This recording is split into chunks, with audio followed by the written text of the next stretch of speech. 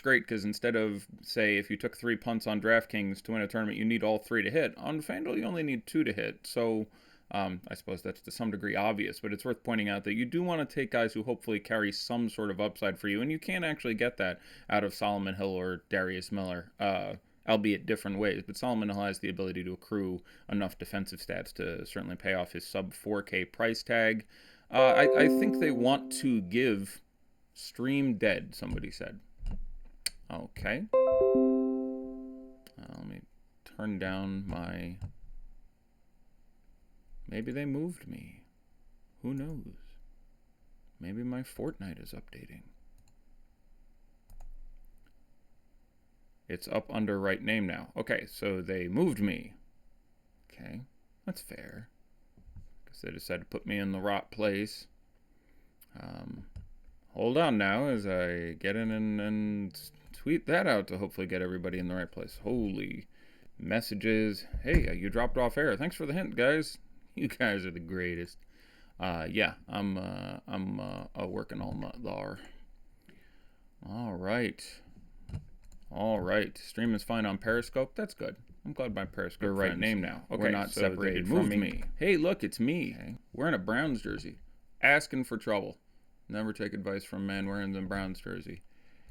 Okay, here we go. Now at this link. You guys are killing me. All right. I think at the point once it's already started and we're in the wrong room, let's just keep it going in the wrong... Oh, who gives a shit?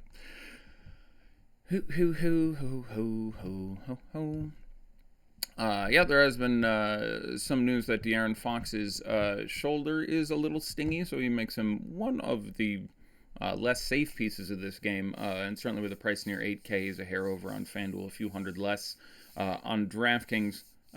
But certainly the ceiling is there in this environment. Definitely a spot you can get 50 out of him.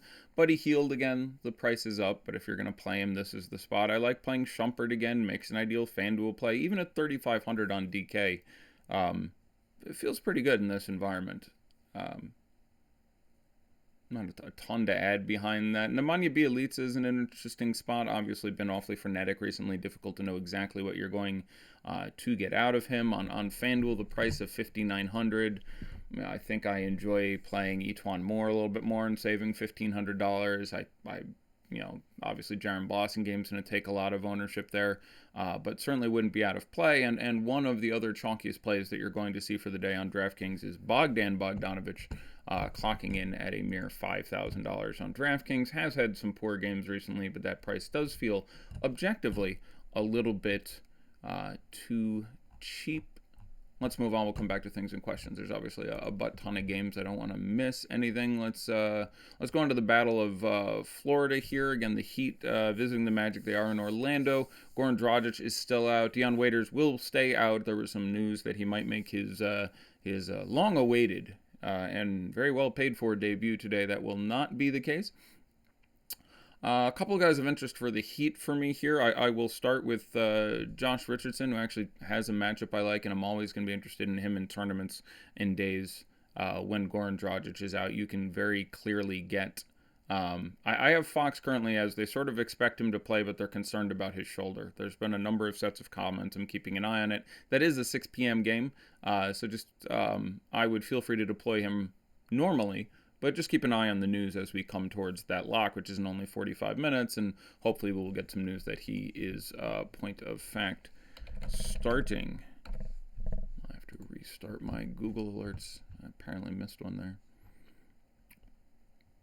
But it seems most likely he will play. Yeah.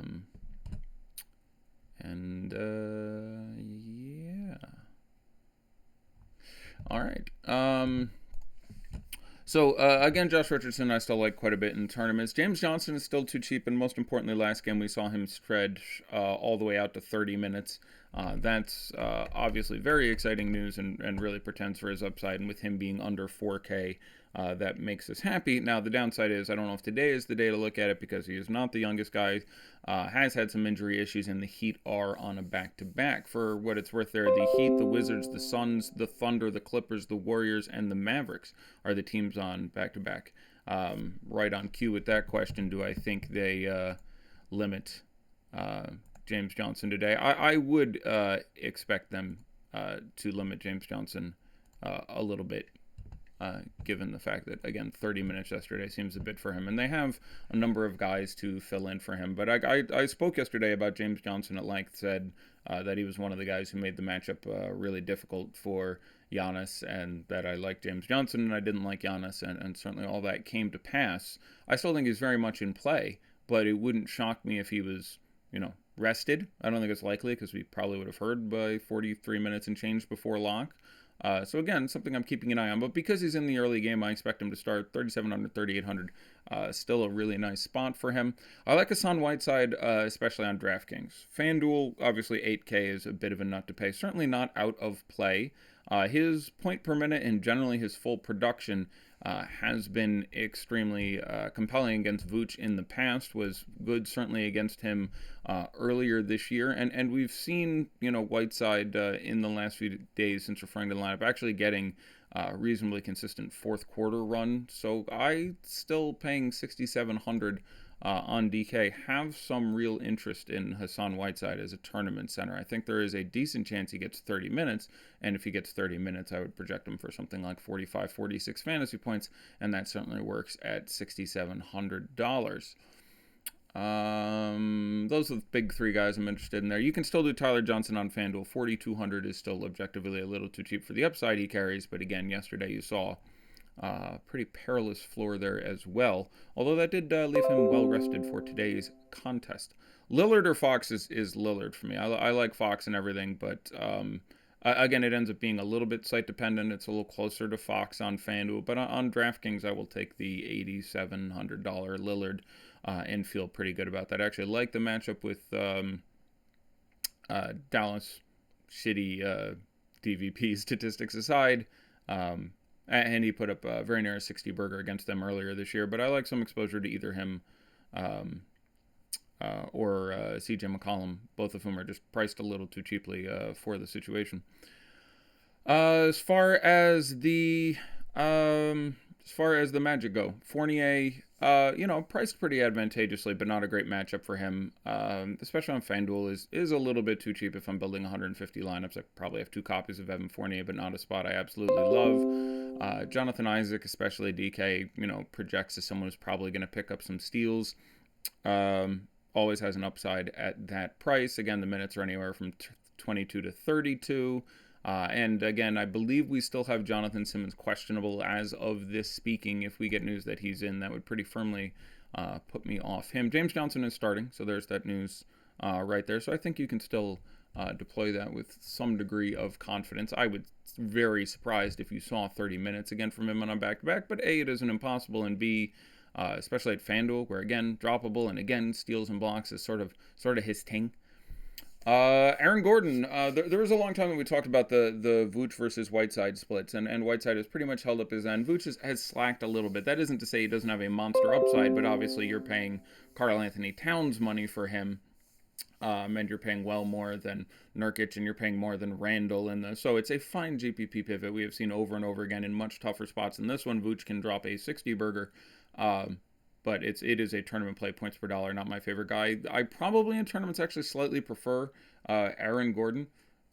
Going into the game against the Heat earlier this year, it was the first game that James Johnson was back, and I said, Aaron Gordon is on a run of a couple pretty good games against the Heat and has looked good, but I think they put James Johnson out there, and that should limit him a little bit. That didn't happen in that game. Aaron Gordon had 50-plus DK points for the third consecutive time against the Heat, if memory serves. Again, I would project him for nowhere near that. I'd have him at about 38 or 39, but his price is down from the ceiling you've seen where it creeps over 8K. He's sitting around 7K. Again, priced a little more advantageously on FanDuel, so just use the previous success as an example that the upside can be achieved, and we expect the ownership to be pretty nominal. You're looking about 4 or 5%. So certainly some interest in Aaron Gordon in tournaments. Terrence Ross on the edge of playable in a tough matchup. Again, you'd want Jonathan Simmons to be out before you pulled the trigger on that one. Charlotte visiting Boston. The third of our 6 p.m. games. That's very nice. That feels pretty good. Again, the point guards, the two men you want to look at in this matchup. I have them projected close enough that I prefer Kyrie on FanDuel and Kemba on DK, simply based on the relative salary differentials between them. I don't expect either to be so highly owned, and with a slate this big, the ownership isn't as much of a concern as it is on a smaller slate. So that's probably how I would break them down again, and I think they will actually end up being more owned on those sites at those numbers. I think you'll have more Kemba ownership on DK and more Kyrie ownership on FanDuel. This is a situation in which they both represent the alpha offensive units on their team and the omega defensive units on their team. Unsurprisingly, they go at each other a fair amount, and that is the most efficient way to run the offense. They met earlier this year, and you got, I believe, 59 out of Kemba and 55 out of Kyrie. Still projects to be a very nice price for them. Outside of them, it gets a little sketchy very quickly. The Celtics are starting to return from their well-documented and long injury woes, with both Horford and Morris coming back and returning to the starting lineup. Between that and what I presume is a alpha game situation out of Kyrie, I am not terribly interested in anyone on the Celts. Were I to go to someone, it would probably be Marcus Smart in tournaments, but there's no one I absolutely love here. I can see doing like Daniel Tice on FanDuel, where he's droppable, and I still think he maintains a role in the rotation. As far as the Hornets go, again, several of the guys are priced very well on DraftKings, so it's never really going to be wrong to play $4,400 Nick Batum in a tournament, although this is one of the bottom 4 or 5 matchups for that role. Jeremy Lamb is, I think, $7K flat on FanDuel. He's $5,700 on DK. $5,700 is an advantageous price. There isn't a ton of upside there, and again, the matchup is pretty damn dreadful, so I have him projected for 28. That doesn't feel too bad for $5,700, but hard to imagine getting on top of 40, and again, you need to be looking for super ceilings on guys. Everyone likes to play in tournaments these days, and that's just fine. Cash is certainly a rough go nowadays. Not a lot of room for error, and it's hard to beat the rake. But a lot of people play tournaments without, appropriately understanding that you need to give yourself an upside to win a tournament. So can you win a tournament with Jeremy Lamb getting 36? Yeah, sure. But he'd be like the worst guy in your lineup if you're trying to win a tournament with 50,000 lineups in it. So it sounds crazy, but just really considering, how much of an upside you can hit on guys really matters. It's one of those weird things where Jeremy Lamb is an absolutely fine play, but the somewhat limited upside, especially in a difficult matchup, makes even $5,700 Jeremy Lamb a little difficult for me to look at. But certainly 40 is possible and would be out of play for me. Let's move on to a somewhat more interesting. There's certainly some unknown quantities here. So Igor Kokoskov has come out and said that he isn't going to rest anyone, basically, on the back-to-back, and more importantly, the back-to-back where the Suns just played triple overtime. Obviously, this portended a ton of minutes for a number of guys on the Suns. Booker, Warren, etc. A lot of those guys played north of 50 minutes. That's going to make things very interesting to see how much run they get here. This also isn't your daddy's, if you will, Brooklyn Nets team. They no longer play so fast, and their defense is no longer quite as bad as it used to be. They're not a good defense, but they're not, in the bottom 2 or 3 defenses in the NBA, which they used to be. You would rather play the Hawks. You would rather play these Suns. You would rather play, a number of teams. D'Angelo Russell on FanDuel still seems pretty sexy at this point. At home, hosting the Suns. He's a shooting guard there. $6,900 is nice. That's a nice number, and certainly something we can see him get on top of. These Nets aren't on a back-to-back, which is certainly something I worry about when thinking about the Nets. They're one of the teams that most screws the pooch. Now, the first time they played this year, they did get together this year, and the Nets went into Phoenix and blew them out like 100-80 in a particularly, uninspiring fantasy game, and especially with the fatigue on the Suns. I don't know what the line is here, but if I've ever wanted to bet on the Nets, the day would probably be today. But D'Angelo Russell, Certainly has big upside. If they manage to keep the game close, he can obviously shatter 6,900 and 7,300 against the Nets. The next guy we usually look at would be Spencer Dinwiddie. Again, not priced quite as advantageously, but has shown an ability to throw up a 50 burger. And against the Suns, the guy I probably like most playing on this team would actually be Jared Allen. 6,300 on FanDuel, not out of play for me, and 5,400 on DK. I legitimately like. It'd be one of my favorite centers to roll out with there. Just a great matchup. And, I haven't projected for about 30 minutes and 32 fantasy points. And there is a ceiling to be had on top of that. So that makes a lot of sense. Going over and looking at the Suns, again, we should be concerned about, back-to-back travel, road, triple overtime, etc. And again, the prices haven't decreased anything obviously they couldn't, to account for this phenomenon. So DeAndre Ayton, probably the guy I like best, still in the low to mid sevens. We saw a massive, yesterday I said this was a good spot for him to get a 2010 game, and he did that, and plus some, so certainly you can go back there again, but you're picking up increased risk just due to the game environment, where there is a real chance they get blown out, and he certainly could be tired, so even if they don't truck him for the whole game. But I like Ayton in tournaments, because, again, it's a spot where you could see a real upside out of either of these centers. I don't have a problem stacking them up, even on DraftKings. Richaun Holmes still 3,800 on DK. That makes a lot of sense. And again, he did not see incredible run yesterday, so certainly a chance that he does a little bit more of the heavy lifting. He played 25 minutes last night, so there's a chance that if Ayton gets in foul trouble or just isn't playing well, you see him get a similar amount. And 3,800, he can certainly pay that off against the Nets, who like to give up points to center.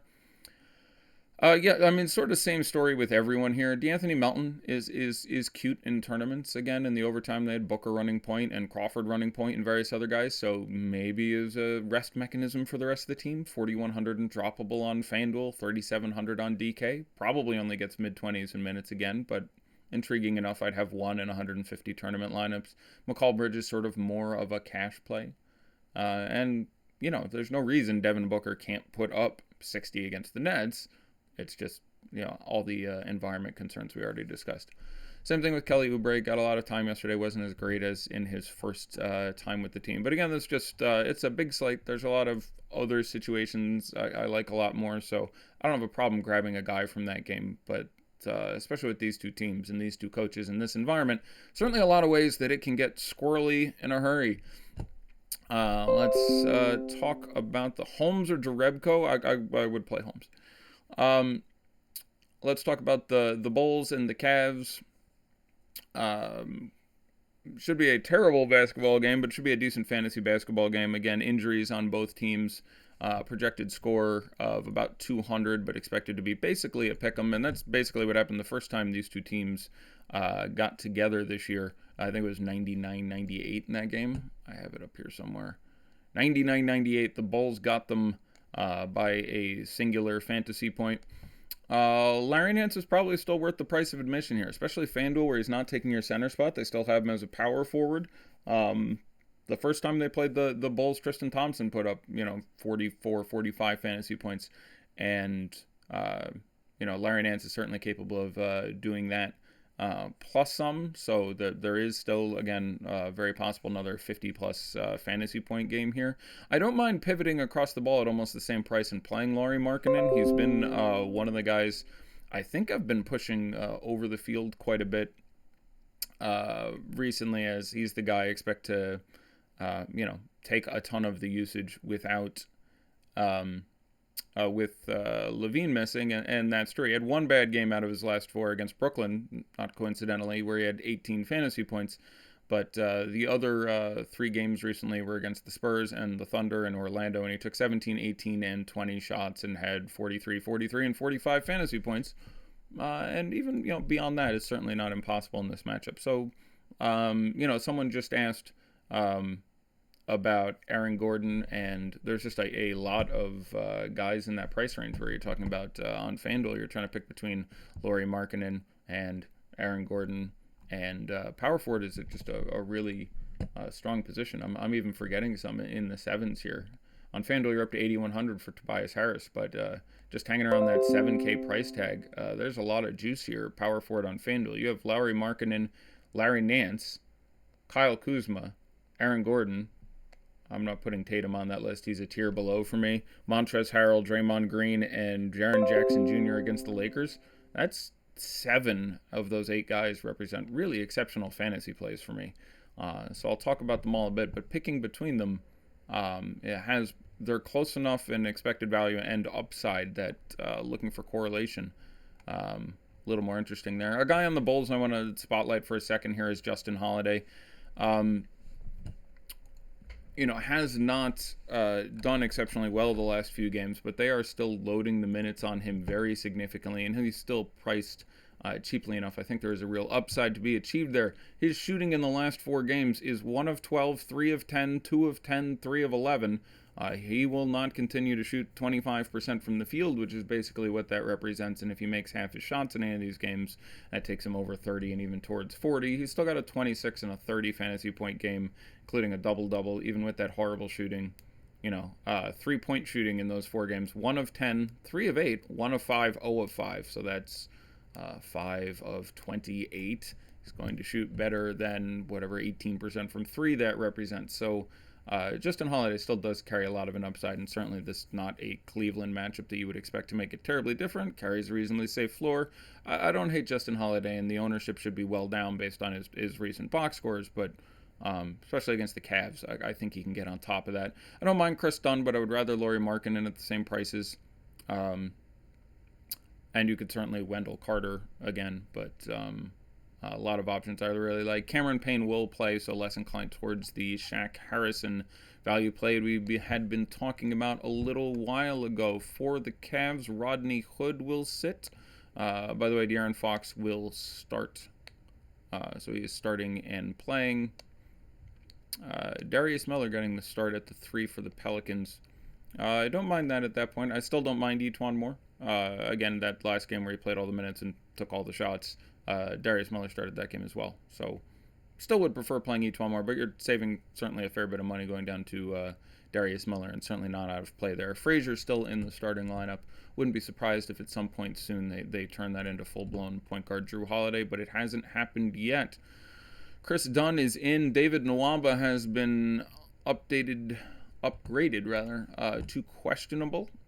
So that's interesting. Rodney Hood is definitely out, and they've already announced that Jaron Blossom game is going to get the start at the 3. He's pretty good chalk at this point. The Bulls matchup we certainly like. I expect him to see 30 minutes. I'm projected for 31 at this point. Really hard for him to mess up against the Bulls in 31 minutes at a price of $3,700 on FanDuel, $3,500 on DK. Certainly not a 100% guy because he can fail. There is a floor there. But I wouldn't have any issue with any 20, 40, 60% exposure to Jaron Blossom game. Burks, certainly an upside play there. He's had some luck recently where he's picking up blocks and things of that nature that aren't really in his milieu. But at his price, we expect someone to take some extra shots. Again, we're fine playing him regardless, but we're happier if Nwaba is out here. Cedi Osman's down to 4K on DraftKings. I like Cedi at that price. Certainly not a must play. Again, the shots have come down a little bit and the minutes have started to fluctuate, but at 4,000 in a matchup with the Bulls and very low owned, that makes sense as an upside play. I'd probably rather play Cedi than, say, Colin Sexton.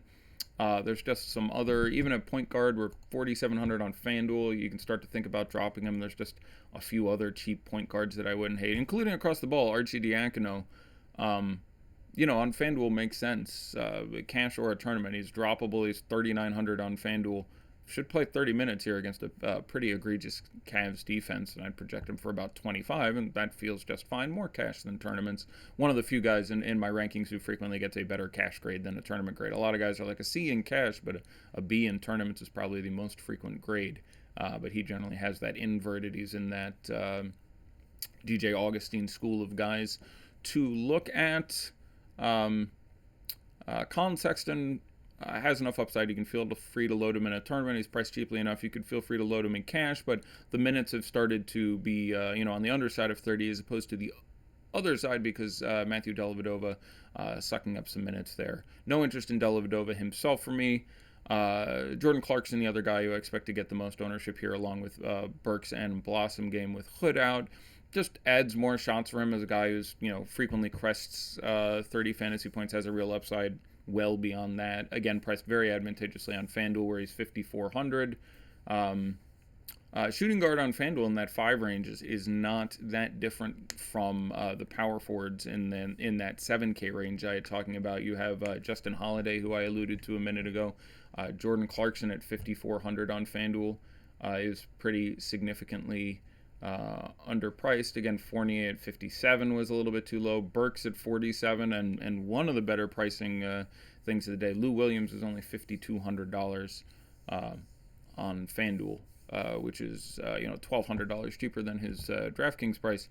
Hard to get away from that one as well. Moving on to another game, we're into the singular 8 p.m. game. We have the Thunder hosting the Timberwolves. Again, the big question here is whether or not Derrick Rose will play. If Derrick Rose is it crazy to stack this game despite the low total? No, I don't like stacking games on 9-game slates unless I absolutely have to. So stacking a game other than Sacramento and New Orleans here is, in my opinion, in the long term, a bad play, depending on what you mean by stack. Like a 4-man stack is not quite a stack, but like a 6er or a 7-manner, yeah, I think that's wrong. It will pay off once in a while where the game scores 220 points instead of 200, or where it's the game that picks up 3 overtimes. But the more games that are on the slate, the more of a price you pay by stacking a game, and the less of an advantage you get more often than not. So it's pretty rare I'm going to like to stack games on a slate that big, and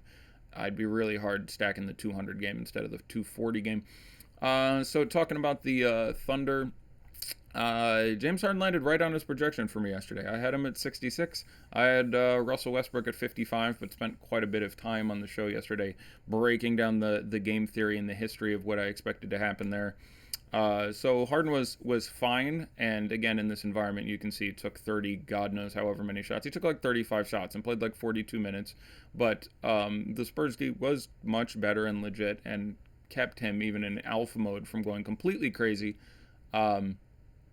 But still tied his best ever game and made a new record for best regular season game against the Spurs, and against your standard defense, or just him shooting a little bit better. You can see him crush that number. So, big ups to James Harden going forward. Russell Westbrook going to that Justin Holiday school of shooting, and several other guys who just can't shoot the basketball anymore, even from the free throw line.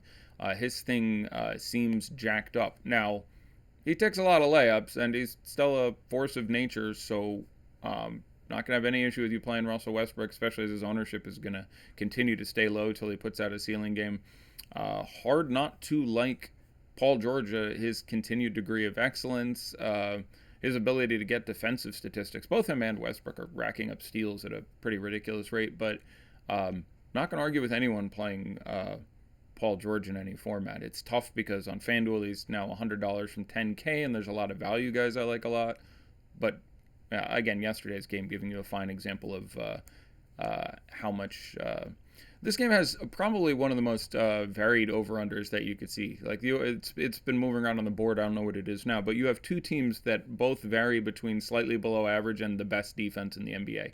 So it's going to be really interesting to see how these teams align defensively, and how many offensive fireworks you get out of this game. I'm not surprised if this game scores 195 or 235 points in regulation, and that's pretty weird. Do I like Lillard or Kyrie more for DK cash? I would go with Lillard for cash. Again, the big news will be if Derrick Rose sits out. Tyus Jones probably becomes the best value play on the day. He would start and get 30 some odd minutes. There's a chance that they do have a couple other guys who can run the point if they need to.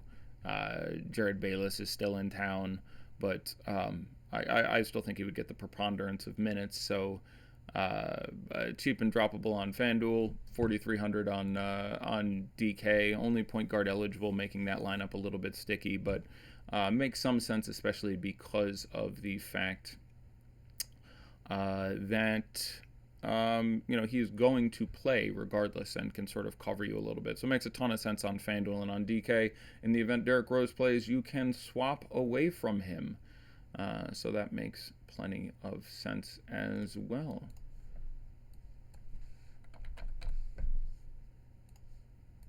Just doing a little news update real quickly. And all seems well and good. Rodions Kurics will get the start again for the Nets. Fine to throw him in a tournament line if you're so interested. Thoughts on playing 4 Cavs? I would try to run it back with 2 Bulls and then a couple expensive guys.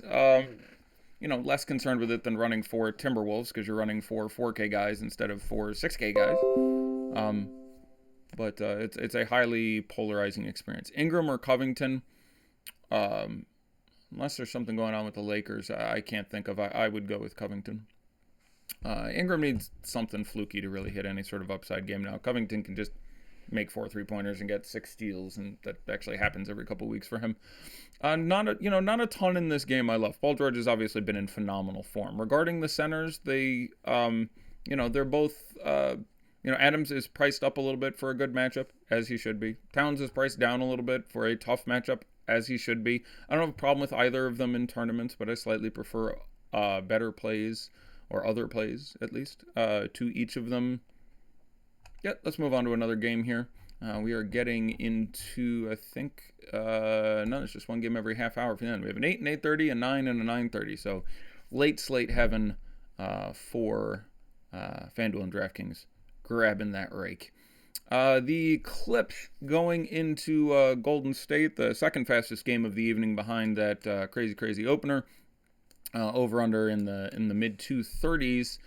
Golden State favored by about 10. And again, if we look at both of these teams, they both played yesterday, so both on the back end of a back-to-back. Again, your back-to-back teams are the Wizards, the Suns, the Thunder, the Heat, the Clippers, the Warriors, and the Mavericks.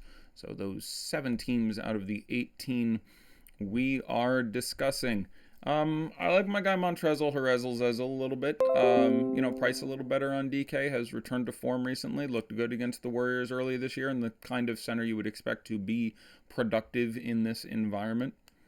Tobias and Gallo, again, are reasonable tournament plays. I probably like Tobias a hair more in this environment, but not particularly thrilled with either of them.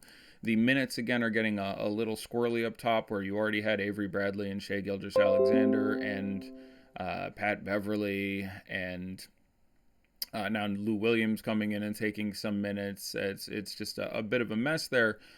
I can see playing Avery Bradley and hoping against hope for him to put something together. I'd rather not. Lou Williams on FanDuel is, again, pretty remarkably underpriced for his upside. $5,200 for the kind of number he can throw up makes an awful lot of sense for him. Looking at the dubs here, I'm a big fan of having a member of this team in your lineup. If you're not stacking this game, it's pretty unlikely one of these guys won't get there.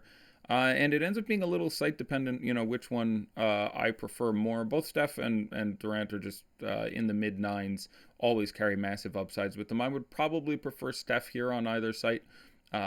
It's close for me. I think Durant has a slightly better matchup.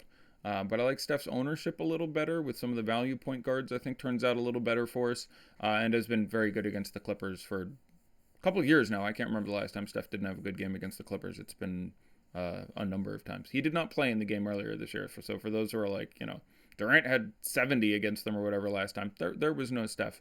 I like Steph a little bit more than Durant, but I'm not going to argue with any amount of either of them there. In tournaments, I probably like Draymond a little more than Clay. We're going to get the 5x5 Draymond game for 75 fantasy points sometime soon. No reason it can't happen here.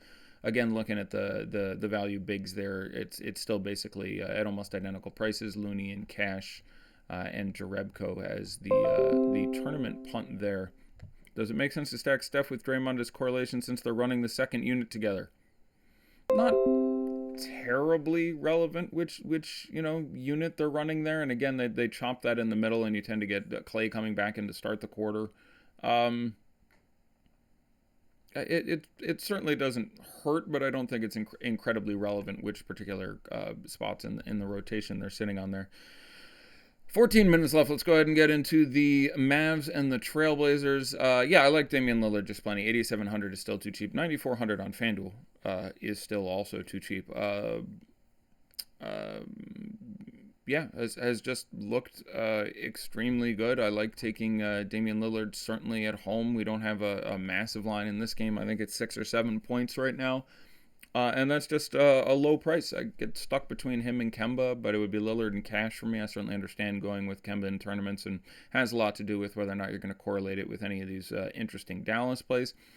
Um, so I like Nurkic and I like DeAndre Jordan. I probably prefer Nurkic even for a little more money on both sites, but both perfectly reasonable tournament plays. I don't think either of them would be my cash center.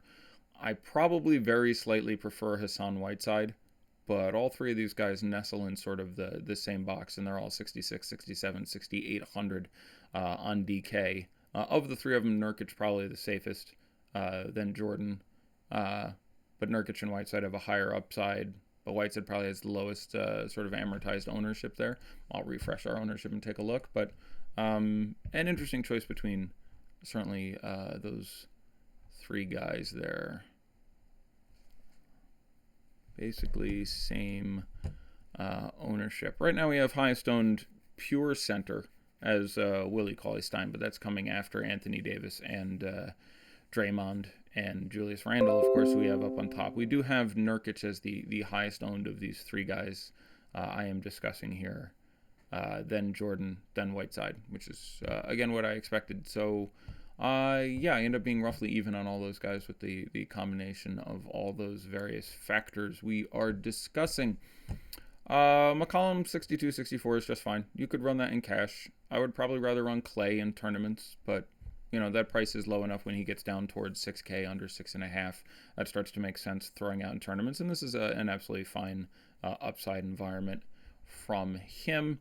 Looking at the Mavs, obviously, the news here, Dennis Smith is doubtful. We presume he won't play again. He may have been ruled out already. I don't remember. Dirk Nowitzki will not play again. Luka is questionable after taking some bumps and bruises and bouncing off some chairs in yesterday's game. If he's in, he makes a perfectly exciting tournament play, although obviously the price has come up pretty significantly. If he is out, Harrison Barnes starts to make a lot more sense, especially FanDuel where he's $5,900 dollar for dollar cheaper. That's nice. Wesley Matthews either way makes a ton of sense for $4,300 on DraftKings. That's cheap, my friends. That is well cheap. Although back to back, and he no longer a spring chicken, to be sure. Also revenge. Yeah, JJ Barea, 5,000 flat, still in play in tournaments. Punting Jalen Brunson is fine. That's a good spot for Dorian Finney-Smith. You already have one guy out. That sort of normalizes his floor a little bit. With the chance you have Doncic out, you'd be looking at a lot more time and even a little more usage. So, no one I'm head over heels in love with here, but certainly some guys to play. Moving on to the final game, Memphis visiting the Lakers. The last time they played was in Memphis, and the Lakers still messed them up, but good. Wouldn't think that's that likely to occur again. Lakers only a 5-point favorite or so, according to Vegas. Yeah, a lot of guys here make a reasonable amount of sense in tournaments. Now, I don't think Zubac gets the start here based on coach's comments. I think you get Tyson Chandler getting the start here. They have talked about the types of matchups in which they expect to give the starts out, and I think you actually get Tyson Chandler here, but I'm not sure because Marc Gasol is certainly not a typified big man, even though he is a big man. So it wouldn't surprise me to see Tyson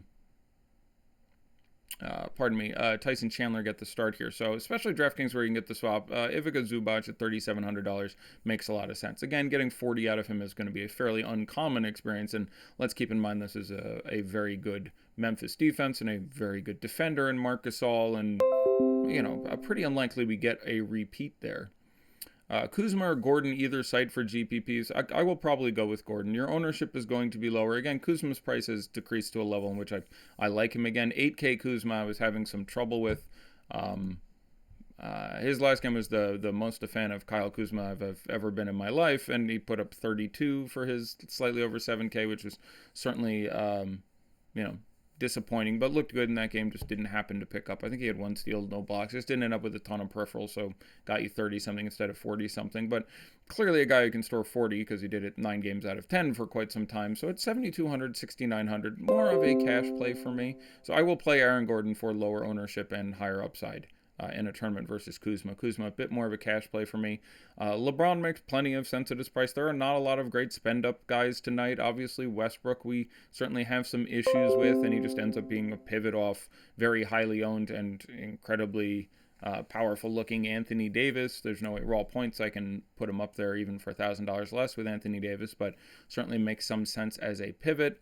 I worry about Lonzo Ball. Rondo got more time than I expected his first game back. Actually got more minutes than Lonzo in the first half, but Rondo only saw one shift in the second half to Lonzo's two. So Lonzo did end up with more time overall, but our days of 34 minutes of Lonzo may be behind us for a while now, as he may be splitting every night 28 and 20 or 26 and 22 with Rondo, and that sucks. I don't want to play for Ingram, again, without some sort of injury issue compensation there. But again, JaVale McGee is confirmed out. Either Tyson Chandler or Zubac will get the start. If it's Zubac, he makes a ton of sense in tournaments. Just have a plan if he doesn't, so make sure you have a swap plan. Nwaba upgraded to questionable. Yes, had that when it happened about 20 minutes ago. But again, I would rather you be redundant than not tell me at all. Quick news check, and then going to answer some questions. That wasn't too bad. 9 games all by myself. Got there in about, counting the shenanigans at the start of the show, got there in about 43 minutes. Feels pretty good. I feel pretty good about that. I feel good. Yeah. So, all right, I'm going to look into the premium chat and start fielding questions. Someone's talking about playing Magruder over Dudley. How about not playing Magruder or Dudley? Wes Matthews is your Eskimo brother. Got to play him coming back to Portland. All right, we'll do that.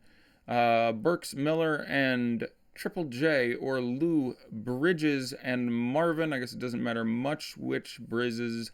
But for a tournament, I would be much more inclined towards Burks, Miller, and Triple J.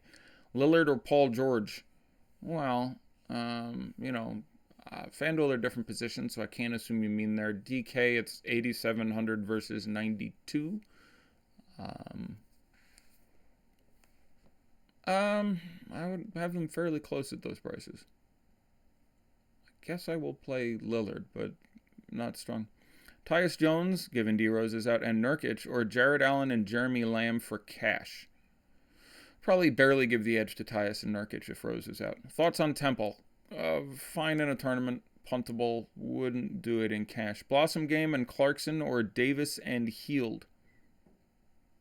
It's got to be a different Davis, because Blossom Game and Clarkson don't cost that much. Ed Davis. It's going to be Ed Davis.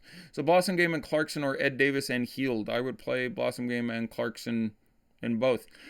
Darius Miller, love. Pretty significant. I'm a pretty big fan of getting him in there. There's a real chance you get up to 30 minutes because he's picking up the start. I still like Etuan more, a little bit more, but that can be done.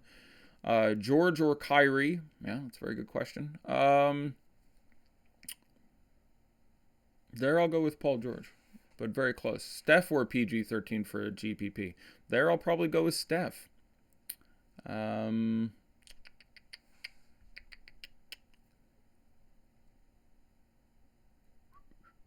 Hey, the great Josh Engelman apparently making an appearance in the chat. Good to see you, brother. Ed Davis and Healder. Yeah, we did that one. We did that one. All right. I'm going to the YouTube chat. We're getting desperate. The chat app, she is up, although I'm just loading it now, so I don't know if it will retroactively give me old comments. I don't think so. So YouTube, fire out a couple of questions, and I will answer them, because the premium chat, again, it's Sunday. People are playing football, but not a lot of interest right now. We are at exactly 5 minutes until this locks up. I'm glad you were profitable yesterday. I enjoyed it. I felt like it was a really good show. It's a little frustrating putting a lot of time and then have just the first game triple overtime and sort of dilute any work you may have done. Dude sleeping on Aaron Gordon? I mean, I always like Aaron Gordon in tournaments when his price gets down to around 7K. He can just throw up a 50. He's done it many, many times, and the ownership comes down to like 3 or 4%. And the matchup is clearly not one that has hindered him getting an upside, again, 3 times in a row against the Heat. I don't think that makes 50 a reasonable projection for him. I still have him projected in the 30s, but there it is. Suns as good as their word, starting exactly who we expected. Miller in a good spot. Yes, he's starting in the best game of the evening. Darius Miller is in a very good spot. Worry about Fox with shoulder injury? I mean, you know everything I do. He's a starting point guard. That'll lower his ownership. I mean, I would consider it a largely neutral change. I'm concerned about him. Yes, obviously, I would prefer to have De'Aaron Fox with no physical issues than a lingering shoulder soreness. That being said, that will lower his ownership. He's in an incredible spot, and I would feel okay about it, but I'm certainly not thrilled with it. Joe Harris and Tyler Johnson are Sexton and Darius Miller. I would probably do Joe Harris and Tyler Johnson. We still have Alan Crabb out. I would probably go there, but close. Goat side or DeAndre DK GPP. So I'm going to go with Goat side. They've shown willingness to play him in the fourth quarter again. So, I have him projected for 26 minutes, but I don't think 28, 30, 32 are out of the realm of possibility. And the ownership's going to be lower than DeAndre, lower than Nurkic, lower than some of the other contemporaries. Just raw points, I'd have to project DeAndre for a little more. I'd have to project Nurkic for a little more. So it is taking sort of a risky stand. Montrezl, Harrell, Zezel, or Willie Cauley-Stein, DK GPP. Yeah, I'm going to go with Montrez. I think it's a little more likely you get 40. Cash, I probably play Willie, believe it or not. It's very, very close. But that's a good question. I do have those guys pretty nearby one another. 2.5 minutes.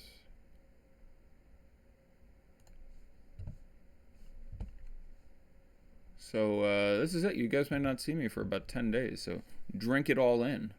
I don't know if I'm going to be able to do a show a la Mexico. Westbrook, Burks, and Triple J, or Curry, CJ, and Gordon. I really like both of those. I'm a fan. Do what you will, my friend. I'm a fan of both of those lineups. I think they're both très exceptionnel.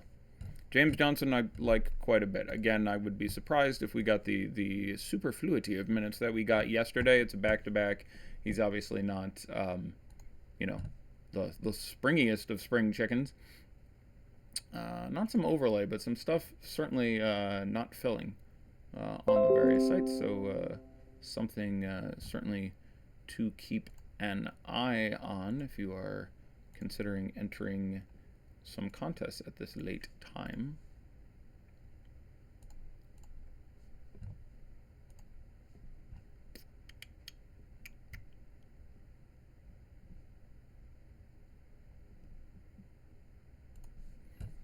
Anything? Anyone?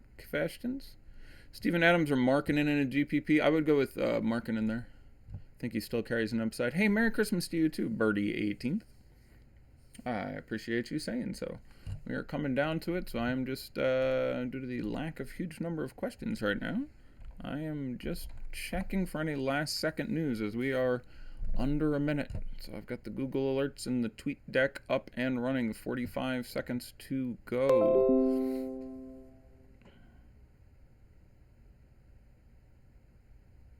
You're playing AD in cash. That's fine.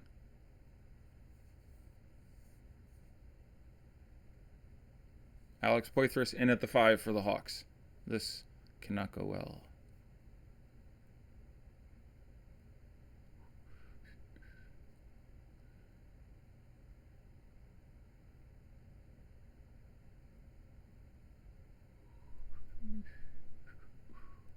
Just staring at some news here, everyone, but we are under 10 seconds, so there wouldn't be time for me to tell you and you to do anything about it anyway, so we'll do a little daddy-like real quick and take a look at some of these ownerships. Again, we had a bevy, a full, I believe, 5 6 o'clock games, so the ownership should be very nice. So we can see exactly how owned some of your favorite dudes are. Let me... Damn it. I appreciate that to each of you. Enjoy your holidays. Enjoy your vacation. Take some cathartic time away from the grind, especially if Yahoo stops offering free money, after Christmas for a little bit. Maybe take a couple days off. Plus, how are you going to win without me? You can't. I mean, you just can't, right? So, we should all vacation together. I don't mean like I'll stay in the same, beachside condo that I'm going to, but I just mean concurrently.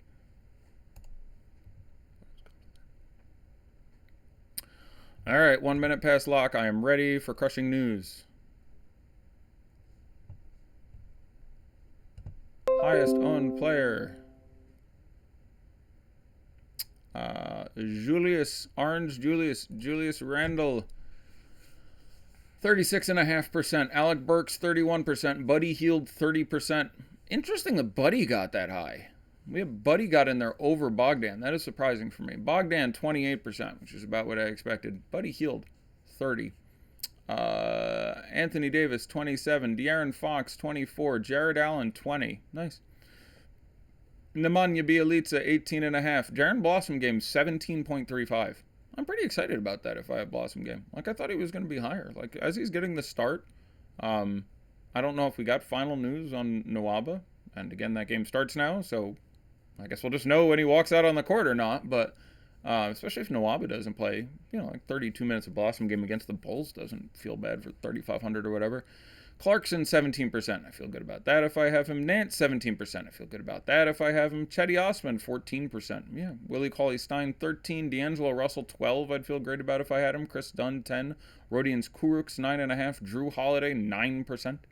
DeAndre Ayton, 9%. Sexton, 9%. Markkanen, 8. Shump, 8.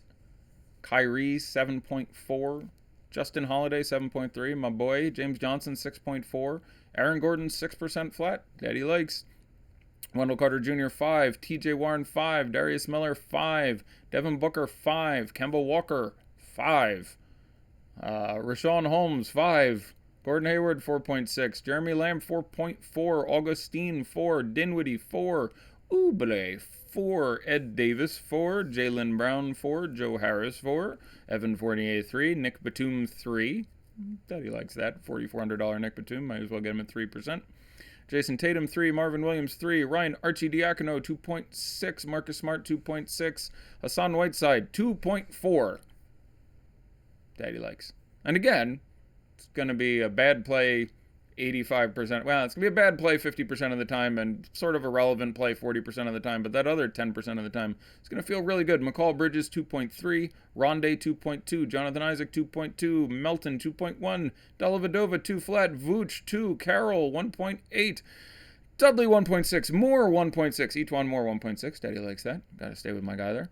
Cody Zeller, 1.5. Josh Jackson, 1.4. Rodney Magruder, 1.35. Rozier, 1.2. Marcus Morris, 1.2. Josh Richardson, 1.2. All right, Daddy likes that a lot. Like, he can... He's also got, like, a reasonable floor without Dragic in there. So, like, that feels really good if you get that play. Frankly, all the Heat guys are coming up here around 1% on. Like, again, the matchup with Orlando isn't thrilling, but it's not overly imposing where you can't get an upside out of one of these guys. MKG 1.2, Olynyk 1.16, Wade 1.13, Bam Adebayo 0.87, Derrick Jones 0.86. There are your Heat guys all in a cluster.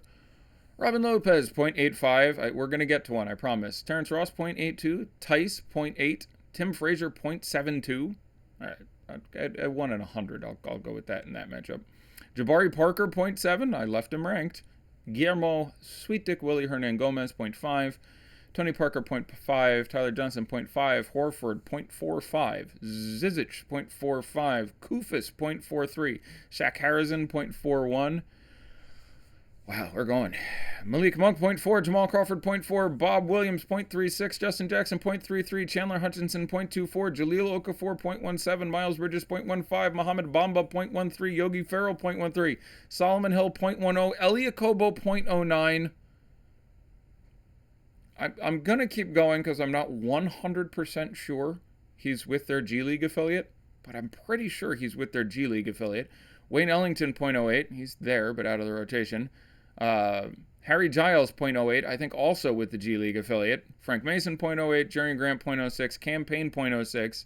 J.R. Smith, 0.05. All right, that one I'm calling it. I'm calling it a day at J.R. Smith, 0.05. Congratulations, you played yourself. Shout out Kevin Love, 0.02. Not with the team. All right, so there it is, friends and lovers. Again, I will get down to Mexico, see how my remote desktop is working, see whether or not I can get all the broadcasting software working, see if I can schedule shows with someone else who can host for me to lessen the stress there, and whether or not I I actually have time and the soberness necessary to prepare for the shows. In the interim, if I don't speak to you, Merry Christmas, Happy Holidays, Happy New Year. I hope you're half as grateful as I am to be able to do this thing that we do, because it's a pretty awesome community. Love all you guys. I'll talk to you soon.